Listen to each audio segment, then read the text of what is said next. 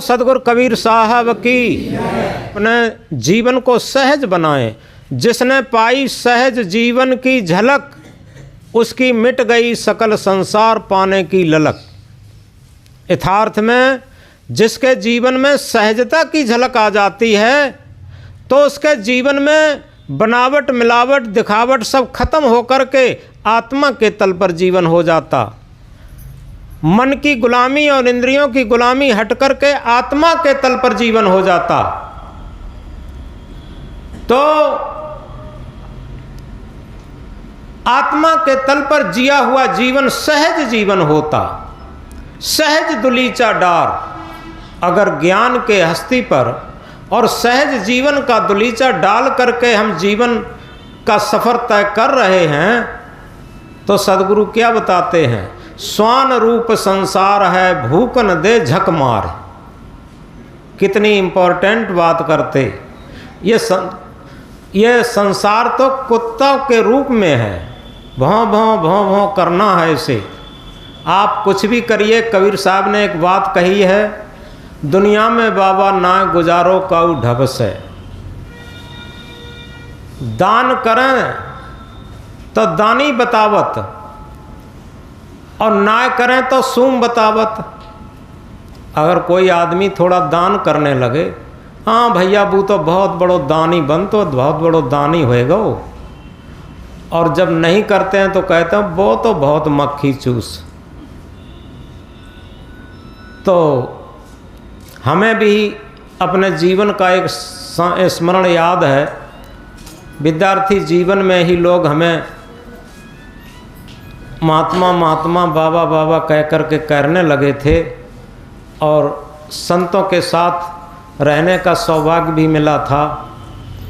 तो निमंत्रण भी हो जाते थे संतों के साथ। तो उस टाइम हमारे ही एक सगे बाबा से छोटे भाई उनके थे, वो कहा करते थे हमसे, कमांड परिवार था, कि देखो ये महात्मा बनेंगे, देखो ये जा रहे हैं, ये महात्मा बनेंगे, महात्मा होकर के ये पृथ्वी को सादा करेंगे। ये कहा करते थे। बहुत काफ़ी लोग चिढ़ाते थे। और क्योंकि माता पिता के अकेले होने के नाते से ऐसा कोई हमें नहीं मिला कि जो बिल्कुल नज़दीक रहते थे, सबको पता है वो भी हमारे खिलाफ थे। और इतने संघर्ष सहे, इतने संघर्ष सहे, यहाँ तक है हमें 8-8 दिन रोटी नहीं मिली, कहीं कहीं घास भी खानी पड़ी। तो इसलिए इन चीज़ों में बहुत मजबूती तभी आती है जब हम कठिनाई उठाएं। तो इस तरीके से स्वान रूप संसार है भूखन दे झकमार। यथार्थ में अगर हमने लक्ष्य बना लिया, मीरा को देखिए, मीरा ने जब रविदास जी महाराज को गुरु बनाया तो राजस्थान के जो राणा परिवार है, तो वो छत्राणी परिवार की राजरानी थी। ये उनको किसी तरीके से पछता नहीं था। उन्होंने जहर तक दिया मीरा को, लेकिन कभी झुकी नहीं, मरने से भी डरी नहीं मीरा। और जहर देने के बाद वो मीरा अमर हो गई। आप देखें, सुकरात को जहर दिया गया, स्वामी दयानंद को जहर दिया गया, गांधी जी गोली से मारे गए, ईसा मसीह को क्रूस पर लटकाया गया। इन महापुरुषों को आप देखिए, स्वामी जो ये महावीर स्वामी, इनकी कान में कील ठोंक दी गई। कबीर साहब को बहुत यातनाएं दी गई। इन महापुरुषों को हम देखें, कितनी कठिनाई के बाद कहीं भी इनके जीवन में ऐसा नहीं आया कि ये अपने मार्ग बदल दिए हों। और इसीलिए कहा है, अटल रहा जो अपने पथ में लाख मुसीबत आने में, अटल रहा जो अपने पथ में लाख मुसीबत आने में, मिली सफलता उसको जग में जीने और मर जाने में। तो हम ये पंक्ति कह रहे थे, अगर इस पंक्ति को हम अपने हृदय पटल पर अंकित कर लें, स्वान रूप संसार है भूखन दे झकमार, तो हम सारी प्रतिकूलताओं से, सारी निंदाओं से, सारी बुराइयों से परे होकर के अपने जीवन में सुख शांति का जीवन जी सकते हैं। क्योंकि हम अपने लक्ष्य की तरफ बढ़ते रहेंगे और हमें पता होगा कि हम अपनी आत्मा के तल पर जीवन जी रहे हैं। हमें दुनिया की क्या परवाह, दुनिया की क्या चिंता, दुनिया क्या कह रही है। जो लोग ये ज़्यादा सोचते हैं उन्हीं को ज़्यादा टेंशन रहता, ज़्यादा परेशानी रहती। कभी कभी एक बात आपने देखी होगी, थोड़ी थोड़ी बातों में विचलित होते रहते। यथार्थ में अगर एक मंत्र को हम समझ लें, जो हुआ सो अच्छा हुआ, जो हो रहा वो अच्छा हो रहा, जो होगा वो अच्छा होगा, ये हमारे जीवन के लिए बहुत उपयोगी चीज़ है। क्योंकि प्रकृति के खेल में हम क्या कर सकते। अब ये सर्दी नहीं पड़ी थी, तब हमारे एक पड़ोसी दुकानदार आए थे। उन्होंने कहा कि गुरुजी अब की बार हमें लगता है कि सर्दी पड़ेगी नहीं क्या। हमने कहा ऐसा कुछ नहीं है, सर्दी हमेशा थोड़ी अब पीछे करके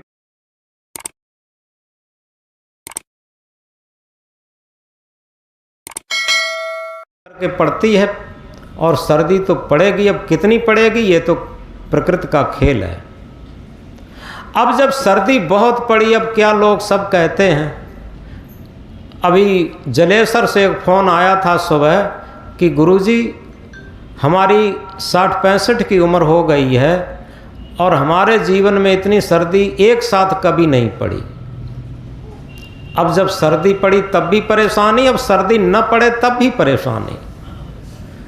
तो इस तरीके से हमारी मन की स्थिति रहती है कि हम प्रकृति को भी बस में करना चाहते। ये सारे प्राकृतिक खेल हैं, कभी सर्दी कभी गर्मी, ये कुदरत के नज़ारे हैं। कभी सर्दी कभी गर्मी, ये कुदरत के नज़ारे हैं। और प्यास उनको भी लगती है जो दरिया के किनारे हैं। हम क्यों भटक रहे हैं, क्यों दुखी हैं, क्यों संतापित हैं, क्यों टेंशन में हैं। ये सब कुदरत के नज़ारे हैं। कहीं भूकंप आते हैं, कहीं ज्वालामुखी फटते हैं, कहीं बाढ़ आती है, कहीं सुनामी लहरें आती हैं। ये सब आते रहते हैं। जितना हमारा अहंकार है उतने ही हम दुखी हैं। ये प्रकृति को भी सहन करना पड़ेगा, संसार को भी सहन करना पड़ेगा, सबको सहन करना पड़ेगा। तो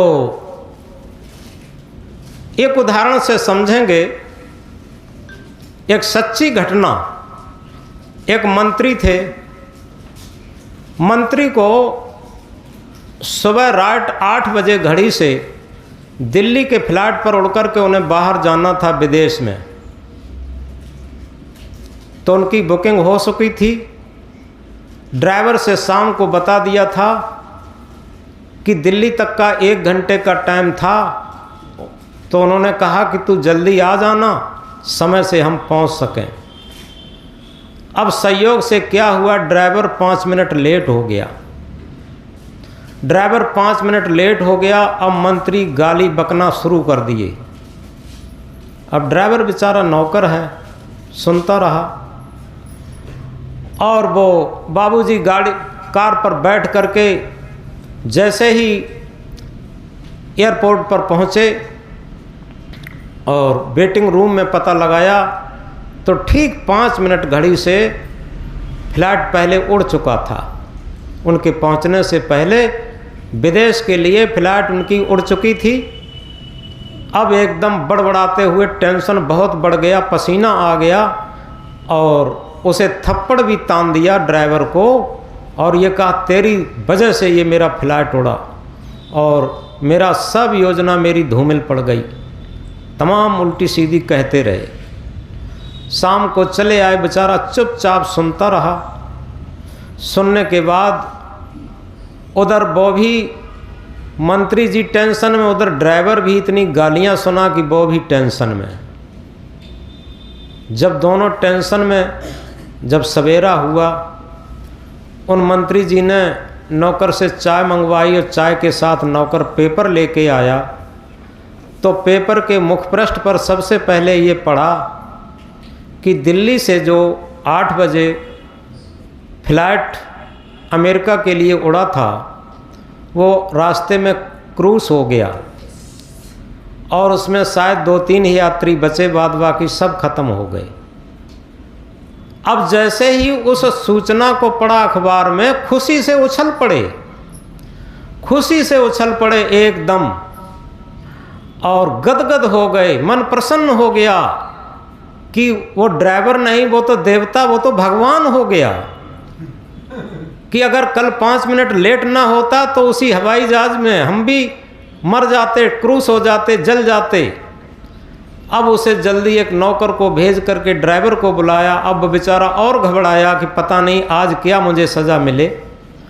और जैसे ही ड्राइवर आया तो मंत्री जी उठ करके गए और उसके गले को पकड़ करके और उसे छाती से चिपका लिया और यह कहा कि तू ड्राइवर नहीं है, तू मेरा भगवान हो गया आज।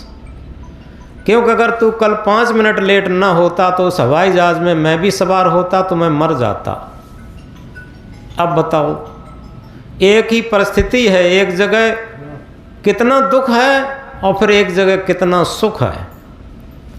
इसी तरीके से हम अपने जीवन में इन घटनाओं को समझते हुए समझें, कहीं पर घाटा मुनाफा होते हुए देखते हुए भी हम थोड़ा सम अवस्था में रहें और ये समझें कि ये तो खेल होना ही होगा।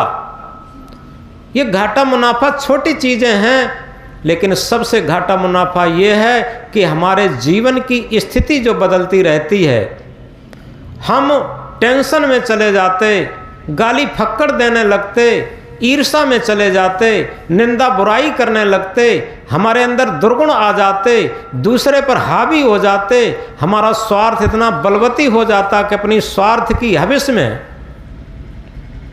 हम दूसरे को भी कुछ नहीं समझते। एक जगह कहा है, हविस की हविस इंसान को हैवान बना देती है। आज अगर बहुत बड़े रईसों को देखा जाए, बहुत बड़े लोगों को देखा जाए, तो वो गरीबों का कहीं न कहीं शोषण जरूर करते हैं। ये नियम की बात है, तब इतने बड़े लोग हो पाते।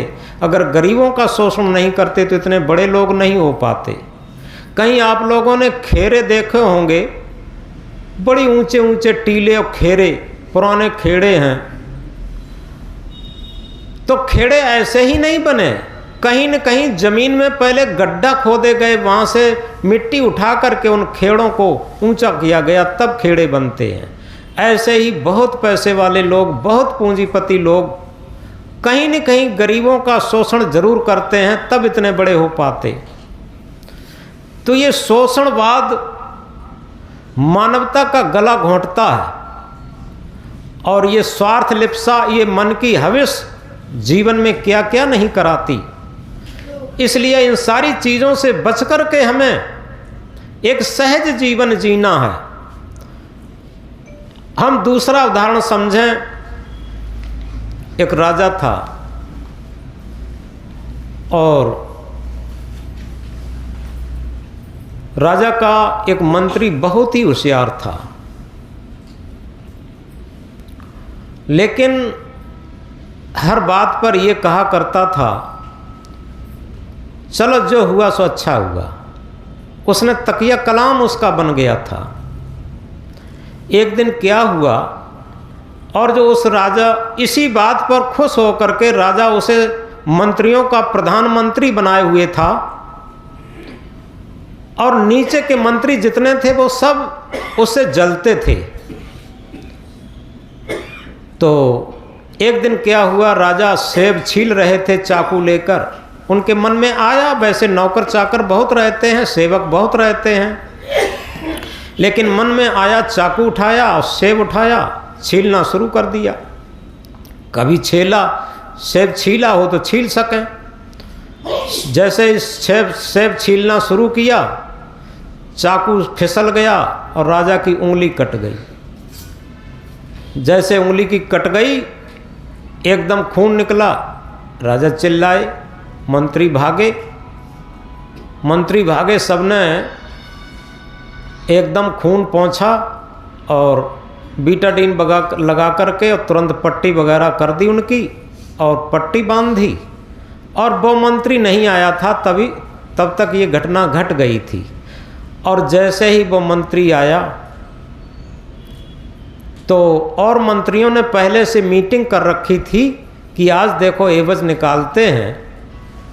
ये मंत्री हर बात पर कह देता है चलो जो हुआ सो अच्छा हुआ, आज पता लगेगा।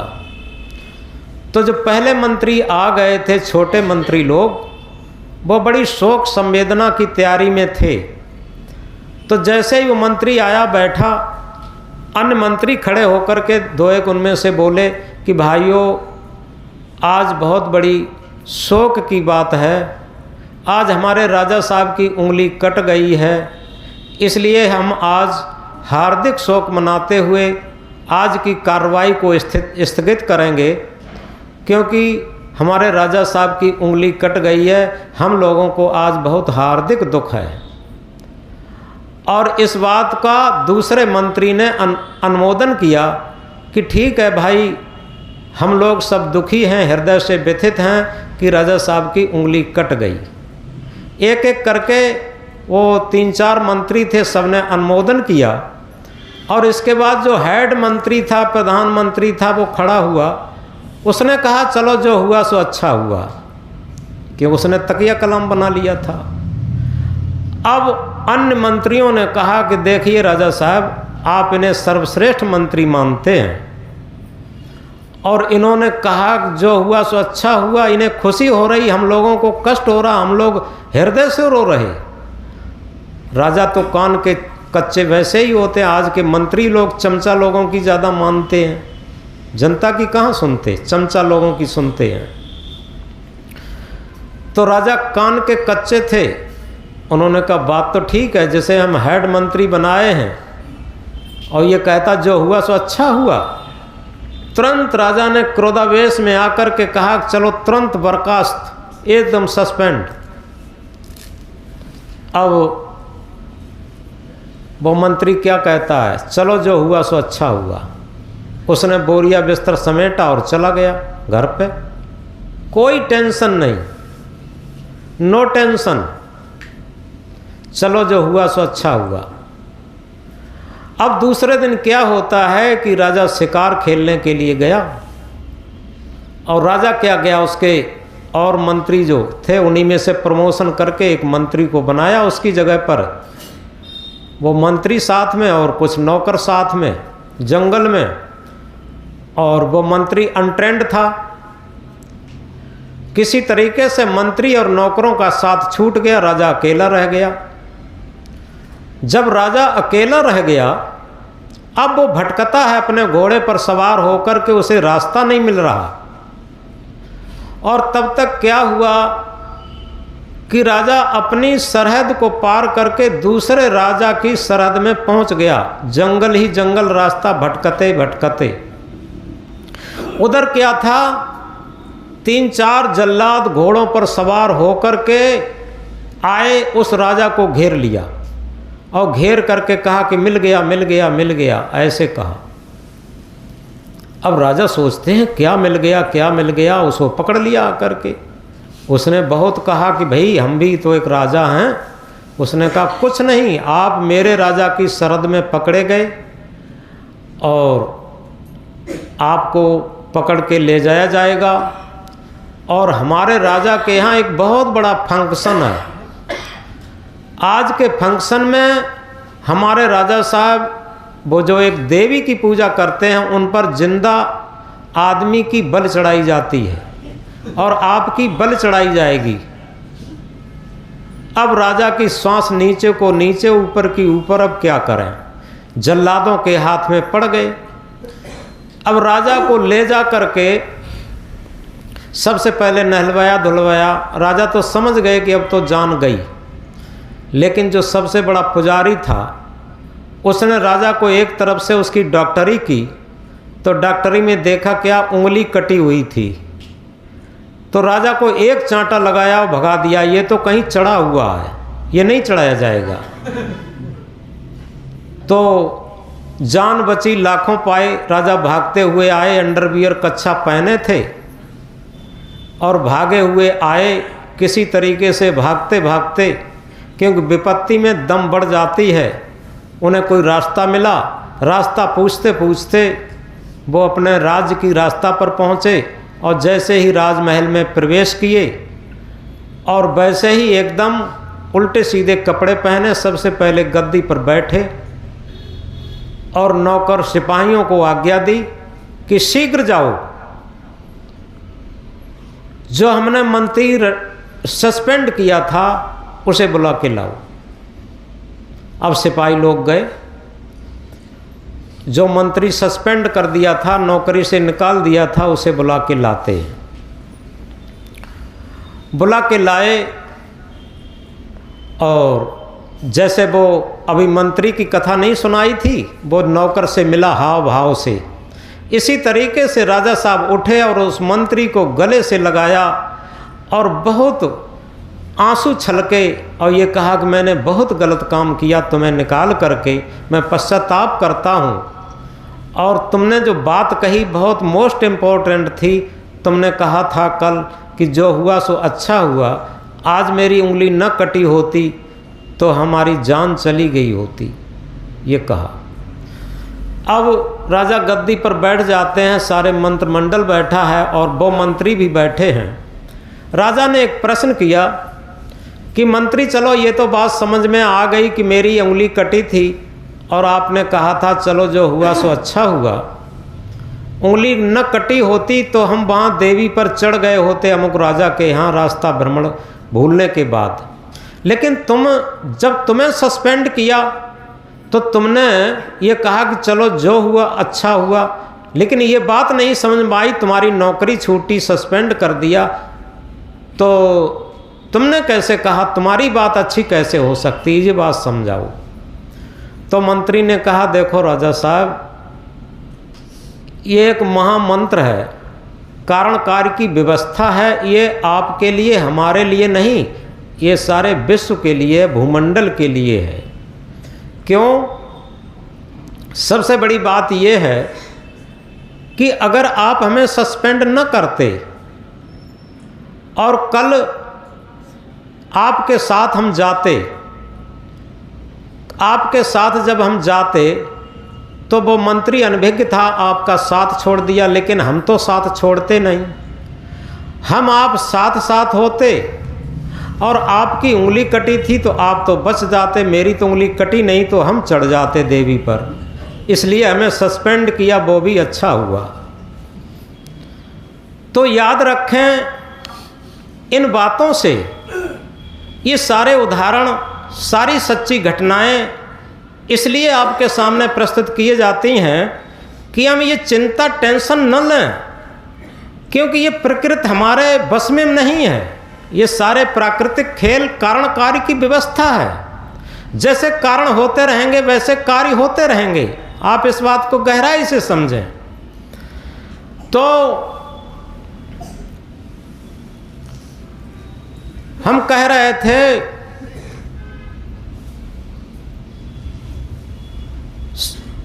हस्ती चढ़िए ज्ञान की सहज दुलीचा डार, हस्ती चढ़िए ज्ञान की सहज दुलीचा डार, स्वर्ण रूप संसार है भूखन दे झकमार। यथार्थ में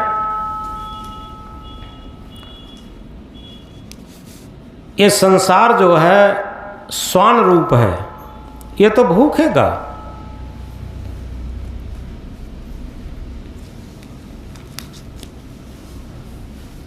लेकिन होता क्या है,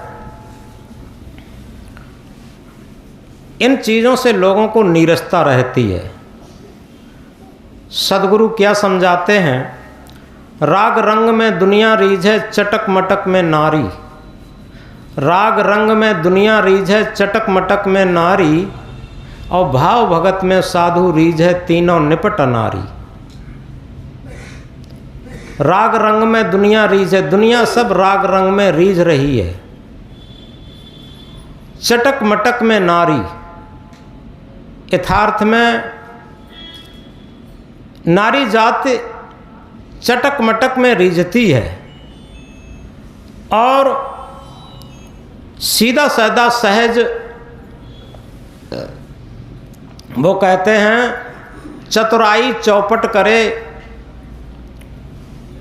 चतुराई चौपट करे ज्ञानी गोता खाए, सीधा साधा सहज जीवन ताहे परमात्म दर्शाए।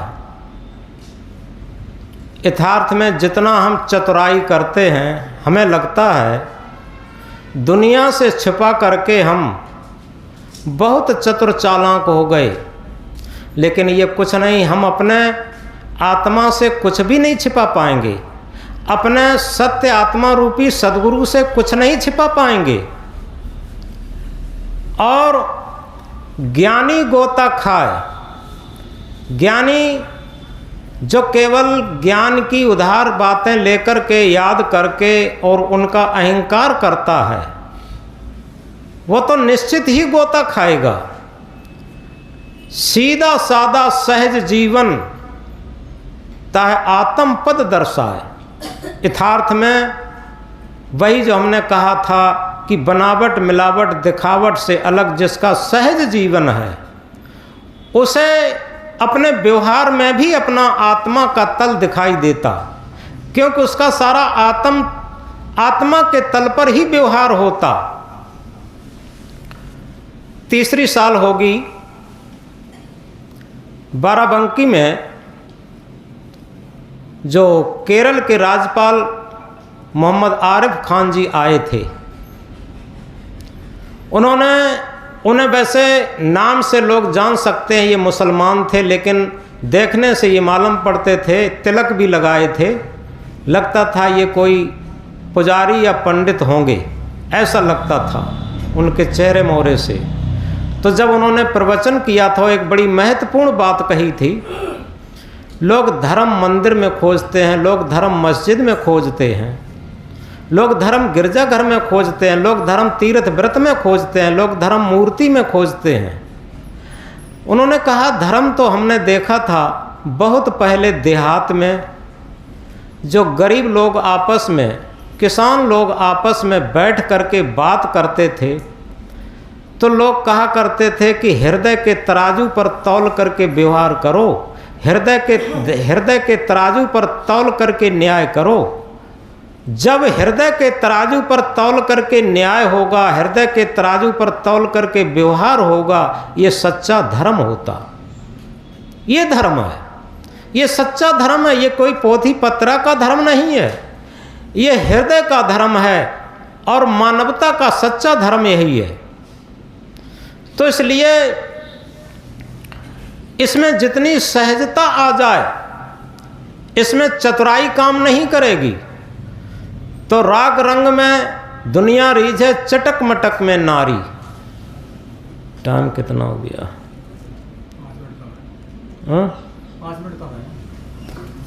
एक डॉक्टर की कथा, बहुत सत्य कथा। एक डॉक्टर बचपन से बहुत काला कलूटा और बचपन में ही उसे चेचक निकल आई। चेचक निकलने आने से पूरे चेहरे पर गड्ढे हो गए और चेहरा भी भयंकर लगने लगा। तो डॉक्टर ने अपने स्मरण में लिखा है कि बचपन से ही लोग हमें तिरस्कृत करने लगे थे,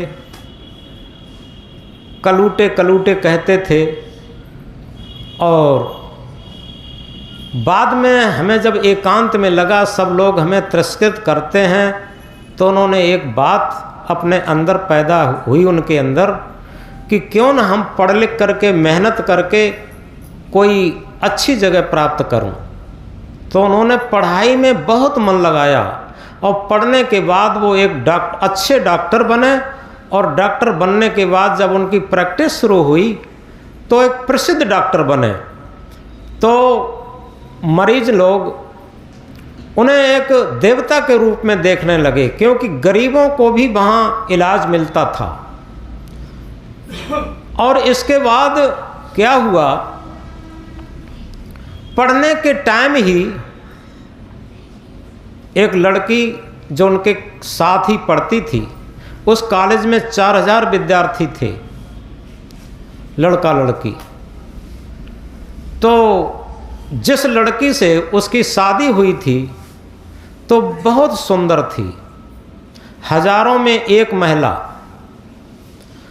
तो डॉक्टर साहब के एक मित्र जब उन्होंने उनकी डॉक्टरनी पत्नी से पूछा, एक बात बताओ,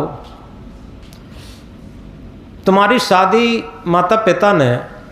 तुम्हारे माता पिता ने क्या डॉक्टर साहब के रईस होने से, बड़े होने से कर दी क्या है? तुम लोगों की बहुत अनमिलता है, बहुत अंतर है। तो डॉक्टरनी ने क्या कहा, डॉक्टर की पत्नी ने क्या कहा कि आपको कौन सा अंतर दिखाई देता? तो उन्होंने कहा कि डॉक्टर एकदम काले कलूटे और तुम एकदम बहुत सुंदर हो, ये बहुत अंतर दिखाई देता। तो डॉक्टरनी ने कहा, देखो ये तुम्हारा पैमाना ठीक नहीं है। हमें पूछो, हमारे कॉलेज में 4000 विद्यार्थी थे और 4000 विद्यार्थियों में सबसे सुंदर हमें यही लग रहे थे। और वो क्यों लग रहे थे? हम ऊपरी चेहरा नहीं देख रहे थे, हम इनका आंतरिक चेहरा देख रहे थे। तो माता पिता ने शादी नहीं की, ये शादी हमने स्वयं की है, इनको हमने स्वयं पसंद किया है। क्योंकि उसने एक बात कही,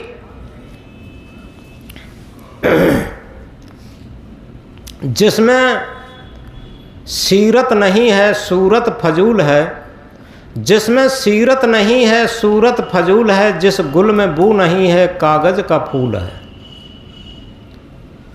जिसमें सीरत नहीं है यानी चरित्र नहीं है, आत्मीयता नहीं है, मानवता नहीं है, उसकी सूरत फजूल है। जिस तरीके से जिस गुल में सुगंध नहीं है, जिस फूल में सुगंध नहीं है, वो कागज का फूल है। इसलिए ये हमने पसंद किए डॉक्टर, ये बहुत सुंदर हैं, इनकी आंतरिक सुंदरता है। अब आप समझिए, क्या हम कभी विचार कर पाते हैं एक आंतरिक सुंदरता भी होती है, वो चरित्र की सुंदरता होती, और बाहर की सुंदरता तो केवल थोड़े दिनों की होती है। जब बुढ़ापा आ जाता तो सुंदरता गूलर का फूल हो जाती, पता नहीं चलता कहाँ चली गई। एक बड़े बूढ़े थे, वो कमर झुक गई थी और कमर झुके हुए चल रहे थे। कुछ लड़के मनचले मिले, उन्होंने पूछा, बाबा क्या ढूंढ रहे हो, क्या खो गया है? बाबा ने कहा कि बेटा जवानी खो गई है, जवानी खोज रहे। हाँ, और वो जा ही रहे थे, लाठी टेकते टेकते झुका हुआ शरीर था। कुछ लड़के फिर पीछे से आए और मिले, बोले बाबा ये धनुष बाण कितना का लाए? धनुष बाण तो दिखाई होगा, क्योंकि शरीर टेढ़ा हो गया, आगे लाठी है तो धनुष बाण जैसा आकार हो ही गया। तो बोले बाबा ये धनुष बाण कितने के लाए? तो बाबा ने कहा बेटा चिंता मत करो, थोड़े दिनों में ये धनुष बाण अपने आप मिल जाता, ये लाना नहीं पड़ता, तुम्हें भी मिल जाएगा। तो इस प्रकार हम जिस अहंकार में फूले रहते हैं, चाहे पद का हो, प्रतिष्ठा का हो, धन का हो, जवानी का हो, दौलत का हो, किसी का, ये अहंकार ही हमें गिराता है, अहंकार ही पतन के मार्ग पर ले जाता है। इसलिए हम याद करें, हमें अगर कुछ जीवन में साहस और शौर्य के साथ चल कर के अपनी मंजिल पाना है, तो वही बात याद करें जो हमने शुरू में कहा था कि दुश्वार कुछ भी मंजिलें राहे अदम नहीं, वे जा रहे हैं देखो जिनको कि दम नहीं। हम अपने को कभी कमज़ोर न समझें। हर व्यक्ति के अंदर आत्मविश्वास जग सकता। जिसके अंदर आत्मविश्वास जग गया है, निश्चित समझो वो हर क्षेत्र में उन्नत कर सकता, किसी क्षेत्र में हो। और आत्मविश्वास उसी के अंदर जग सकता जिसके अंदर सकारात्मक विचारों की ऊर्जा भरी होगी। दो चीज़ें होती हैं, नकारात्मक विचार और सकारात्मक विचार। नकारात्मक विचार जो अभी हमने उदाहरण सुनाए थे, उस राजा ने मंत्री को निकाल दिया और एक मंत्री ने अपने ड्राइवर को गाली दी थी।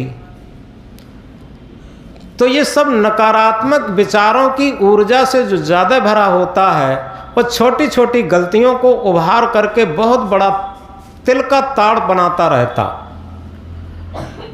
और जो आदमी सकारात्मक विचारों की ऊर्जा से भरा रहता, निश्चित समझो वो बहुत महान होता।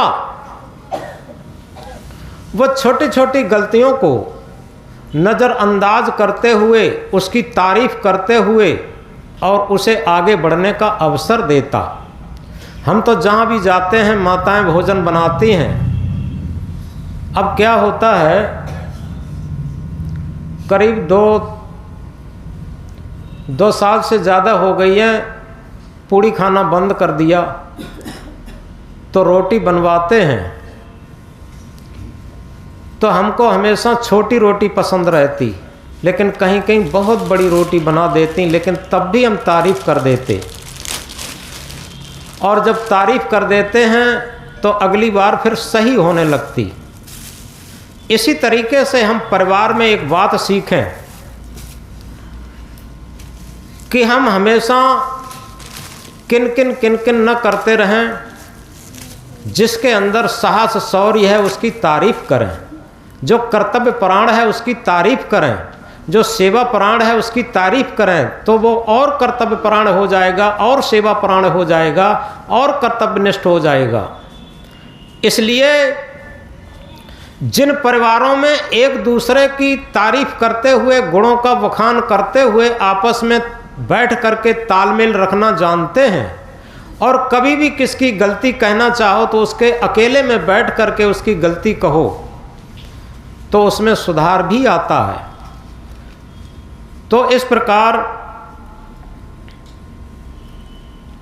इन छोटी छोटी बातों को हम नज़रअंदाज न करके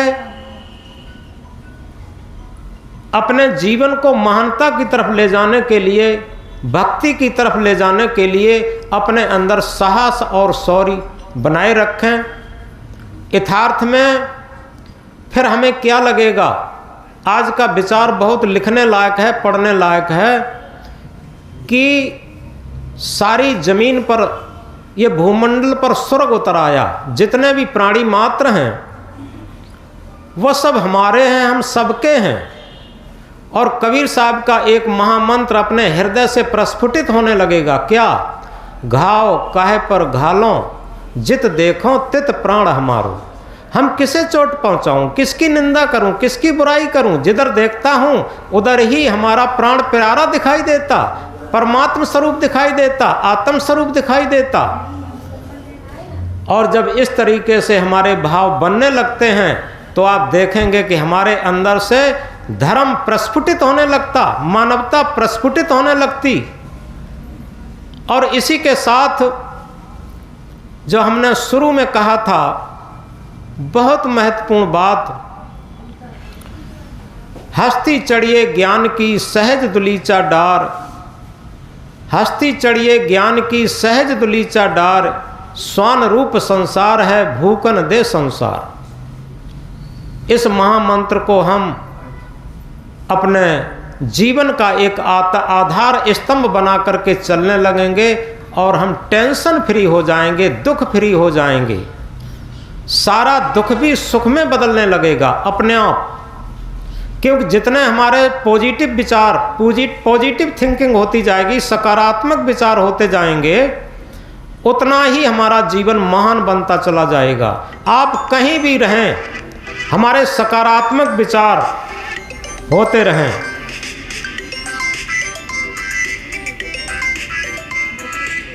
तो इस तरीके से आज की बात बड़ी महत्वपूर्ण थी। आज के विचार जो बोर्ड पर लिखे हैं, आप पढ़ते पढ़ते आपको शांत और आनंद महसूस होने लगेगा, और जब इस पर अमल करना शुरू कर देंगे तो निश्चित है हमारा भजन बिना किए भजन शुरू हो जाएगा, भक्ति बिना किए भक्ति शुरू हो जाएगी। क्योंकि भजन और भक्ति चौकी और बेदी पर बैठ के नहीं होता। भजन और भक्ति है निरंतर बुराइयों से भागना, निरंतर अवगुणों से भागना, दुर्गुणों से भागना। जितना हम बुराइयों से, अवगुणों से, दुर्गुणों से भागना शुरू कर देंगे, हमारा भजन शुरू हो जाएगा। तो इसलिए एक बात हम कहा करते हैं, बाद में दोहरा लेंगे, वो इस पर सटीक बैठती है। क्योंकि जितना हमारा मन सकारात्मक विचारों से की ऊर्जा से भरता जाएगा, उतना ही मन हमारा सुंदर बनता जाएगा। जितना मन सुंदर बनेगा, हमारा शरीर चेहरा सुंदर हो कि ना हो, हमारा मन सुंदर हो। ये मन मंदिर सुंदर है, सद्गुरु इसके अंदर है। ये मन मंदिर सुंदर है, सद्गुरु इसके अंदर है। ये मन मंदिर सुंदर है, प्रभु इसके अंदर है।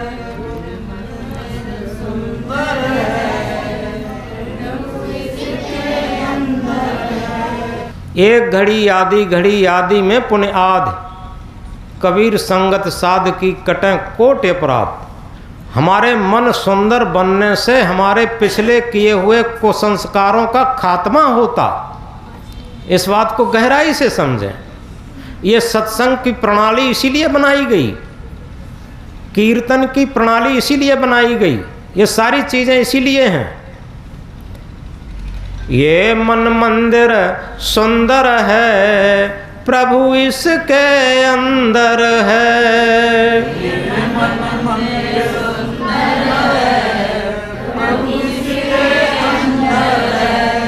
ये मन मंदिर सुंदर है, प्रभु इसके अंदर है।